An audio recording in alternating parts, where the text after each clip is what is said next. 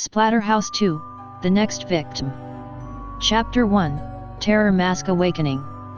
January 20th, 2030. Chris's house. "You can't be serious, Bendy," I said, nervously. "You got invited to stay at that silent kid's house." I was right, Bendy just got invited to stay a night at Chris's house. I know she's nice and all, but I can sense a dark side too. I recently heard that her friend, Ralsei, died of something sorta like cholera but way worse.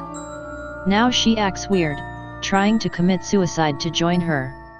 I know this because I've seen slits on her arm. "What's the big deal, Sens?" Bendy questioned. "You've heard about Ralsei, right? I've seen Chris with a razor blade. I think she's trying to join him in the afterlife."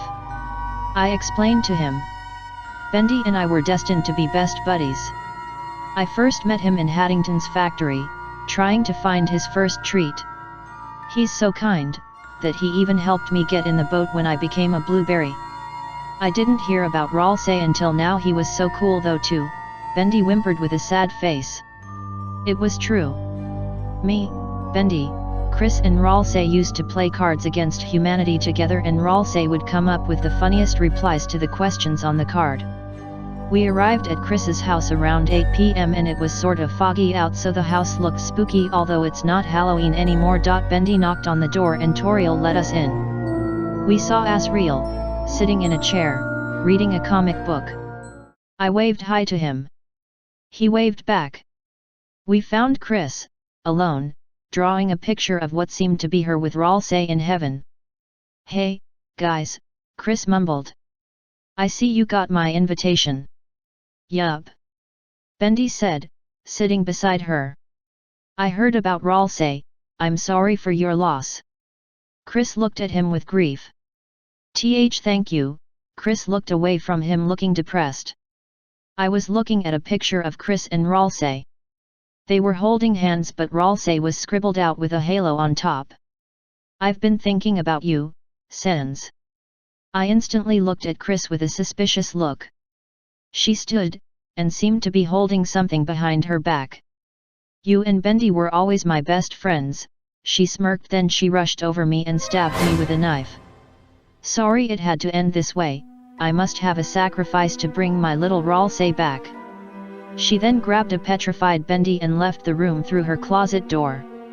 And that's all I saw until the room faded to black. "Sens, forget about him and let's focus on me, your personal god." I awoke to that deep voice. I tried to reach for the picture of Bendy and me stained with my own blood, but I was too weak. My HP was dropping by the second. I coughed more blood as my eyes started to weaken again. "Put me on and we'll save Bendy." A mysterious mask was waiting for me. Was it talking to me? With all my might, I dragged my body across Chris's bedroom and dropped my head into the mask. Moments later, I felt a jolt of energy. It felt like my HP was completely restored. I feel something spread across the back of my skull. The mask. It was wrapping around my skull. Then I felt extreme pain in my body. My shirt ripped apart, revealing an insanely huge six-pack. My arms were gaining muscles. What's happening to me? Then, with one final jolt of pain and a huge scream, my transformation was over. Sweating nervously, I looked down at my hands. My gloves were ripped on the floor. What have you done to me? What am I? You're mine, Sens." "Hey? That doesn't explain the painful transformation I just had. Until we find Bendy, you're mine." Even a retard could figure that out.